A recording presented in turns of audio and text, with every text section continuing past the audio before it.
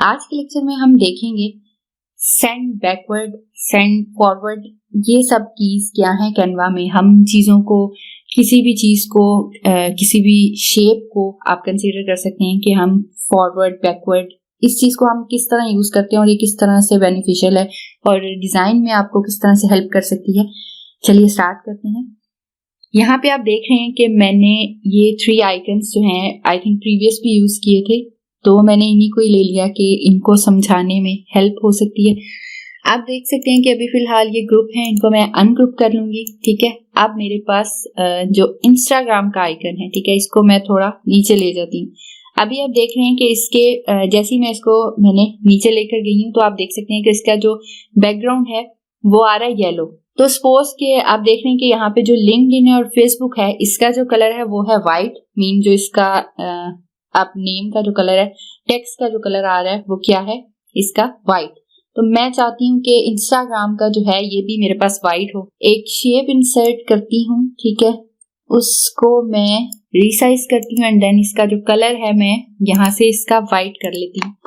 अब मैं चाहती हूँ कि इसको मैं इसके ऊपर लेके आ रही हूँ, मतलब मैं इसको सेंड करना चाहती हूँ इसके बैक पे कि इसका जो कलर है बेसिकली वो वाइट शो हो मुझे। तो आप ये देख सकते हैं कि इस तरह के केसेस में हम क्या कर सकते हैं कि हम इस शेप को पहले तो रिसाइज कर लेते हैं थोड़ा, देन इसको सेंटर अलाइन करते हैं ऐसे, एंड देन इसको अब मैंने अरेंज पे क्लिक करना है। आप देख सकते हैं कि फॉरवर्ड एंड फ्रंट ये दो जो है ये आपके पास क्लिकेबल नहीं है, क्योंकि हमारे पास जो शेप है वो ऑलरेडी फॉरवर्ड है, फ्रंट पे है।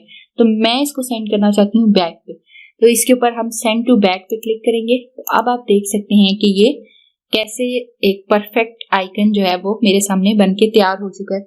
इसी तरह कुछ जगहों पे आपके पास मल्टीपल शेप्स होती हैं जिनको आप यूज कर रहे होते हैं, कोई मल्टीपल डिजाइन होती हैं, इमेजेस होती हैं, ठीक है, उसको भी आप कह रहे होते हैं कि वो बैक पे चली जाए, वो फ्रंट पे अच्छी नहीं लग रही।